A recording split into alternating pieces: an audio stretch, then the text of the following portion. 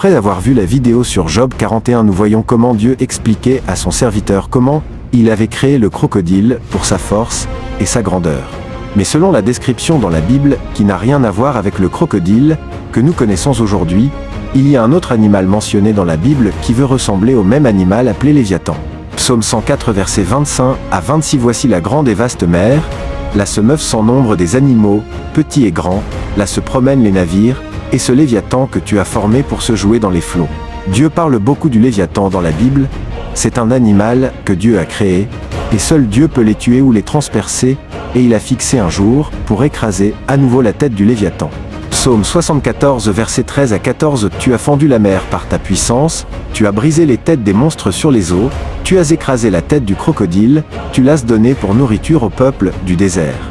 Mais d'après les recherches qui ont été faites et les paroles révélées dans la Bible, il semblerait que lorsque le peuple d'Israël est sorti d'Égypte pour traverser la mer Rouge, après que Moïse ait divisé la mer en deux, le peuple d'Israël a rencontré un Léviathan, et Dieu a transpercé et tué ce Léviathan.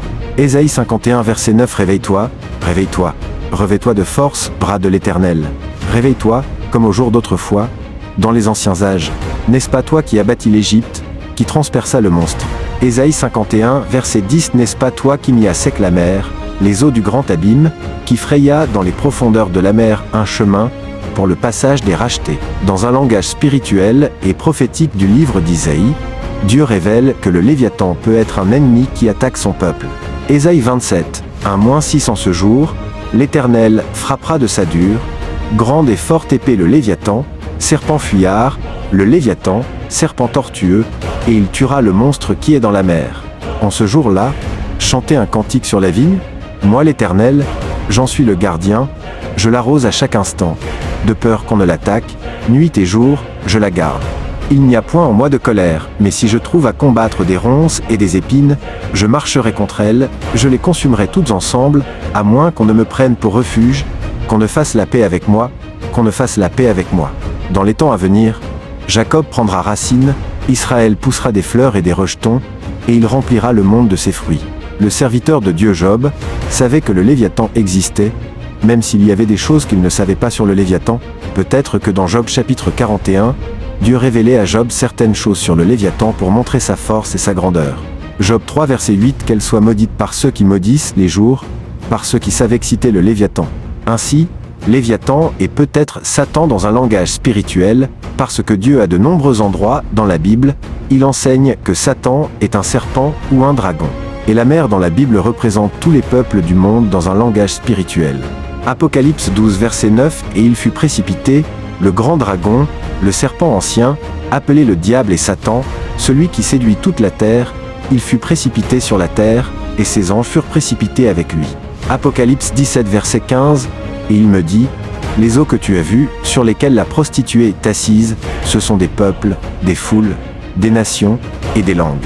Mais rappelez-vous que Dieu n'a pas créé Satan, il a créé Lucifer, un être parfait.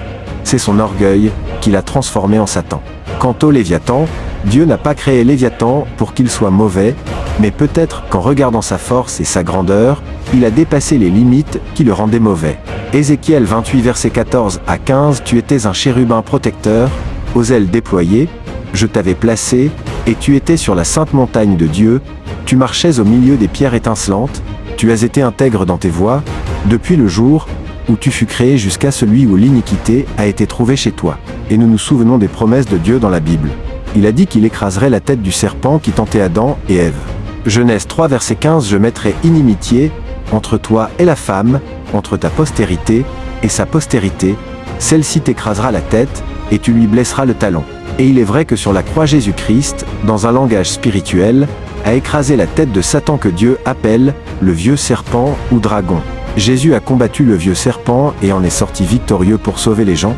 Jésus-Christ vous aime, il a affronté le plus grand ennemi de l'humanité pour vous sauver, il a affronté la mort pour vous sauver.